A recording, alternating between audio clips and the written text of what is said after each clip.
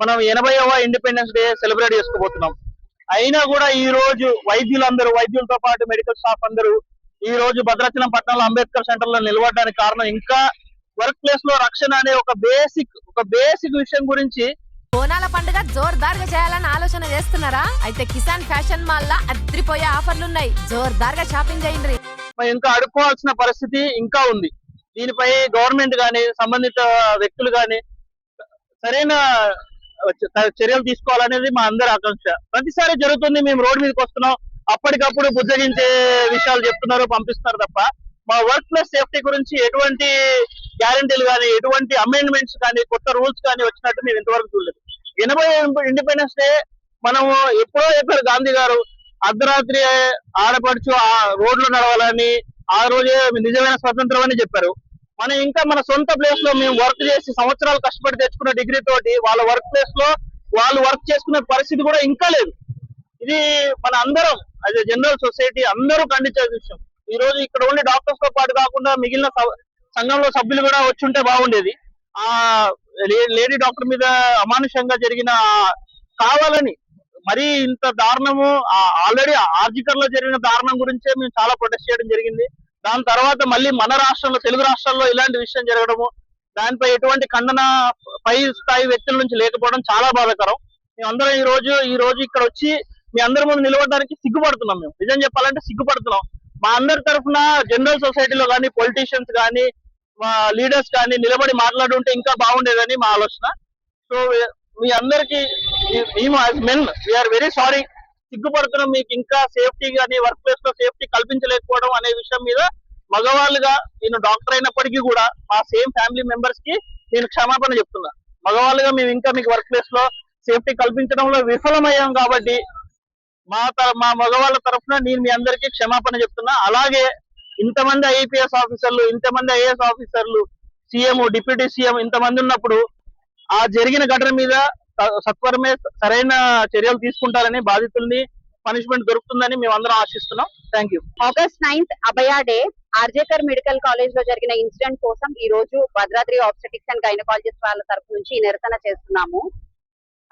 నిరసన అసాల్ట్స్ అనేవి జరుగుతూనే ఉన్నాయి, వర్కింగ్ ప్లేస్ లో కానీ, బయట కానీ, ఎక్కడైనా సరే ఆడవాళ్ళ పైన.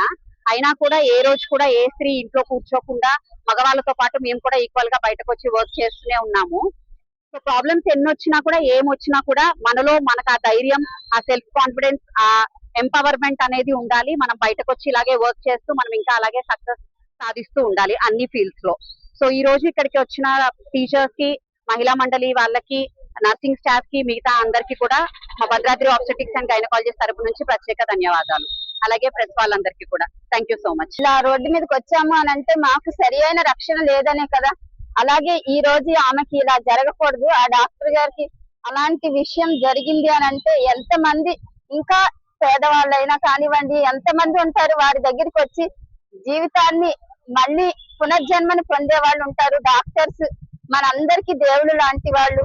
వాళ్ళని మనం గౌరవిస్తే వాళ్ళు మనల్ని ఇంకా పూర్తిగా మనల్ని అర్థం చేసుకొని జన్మ జన్మలకి మనకి సార్థకతను కల్పిస్తూ ఉంటారు. అలాగే ఎక్కడ పని చేసినా గానీ ప్రతి ఒక్కరికి కూడా ఈ రోజు ప్రొటెక్షన్ అనేది లేదు. ఎందుకు ఇలా జరుగుతుంది? యువత ఎటుపోతుంది? ఇంకా ఇలాంటివి ఇంకా ఎన్ని చూడాల్సి వస్తాయి? మనం చాలా ఇంకా ఆలోచించాలి.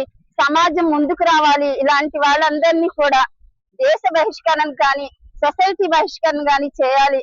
కానీ మనుషులని ఎప్పుడూ కూడా గౌరవించి, ఆడవాళ్ళని ఎప్పుడూ కూడా గౌరవిస్తూ ఉండాలి కదా. అలాంటి సమాజం ఎందుకు ఇలా ముందుకు వెళ్తుందండి? కానీ మనం ఈ రోజు ఈ రోడ్డు మీద ఉన్నాము అని అంటే పరిస్థితి ఏంటండి? ప్రతి ఒక్కరు కూడా మనల్ని ముందుకు నడిపించే వాళ్ళు. ఈ రోజు ఆ డాక్టర్స్ లేకపోతే మనం కూడా, మన జీవితం కూడా ఉండేది కాదు. మనం కూడా ఇలా ముందుకు వచ్చి వాళ్ళందరికీ సేఫ్టీగా ఉండాలని ప్రతి ఒక్కరు మనల్ని అర్థం చేసుకొని ఈ గవర్నమెంట్ మనకి సాయం చేసి, ముందుగా మనం ఏ షిఫ్ట్ అయినా కానివ్వండి, ఎక్కడ వర్క్ చేసినా, ఎనీ వర్క్ ప్లేస్ మనల్ని ప్రొటెస్ట్ చేయాలి అనే ఒక స్లోగన్ తీసుకురావాలని నేను కోరుకుంటున్నాను. ప్రతి ఒక్కరి బాధ్యత మనందరినీ కాపాడటం. ఉమెన్ ఎక్కడ ఉంటే అక్కడ దేవతలు సంచరిస్తారు అని అంటారు.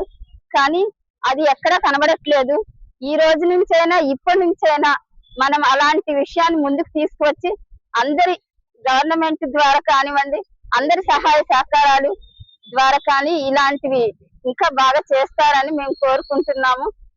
అలాగే మేము భద్రాద్రి మహిళా మండలి తరఫు నుంచి వచ్చాము. మేము సొసైటీలో ఒక భాగంగా అందరినీ రక్షించాలి ఆడవారిని అనే కాన్సెప్ట్ తోటి ఇలాంటి చర్యలు గవర్నమెంట్ తీసుకుంటుందని మేము మనస్ఫూర్తిగా కోరుకుంటున్నాం.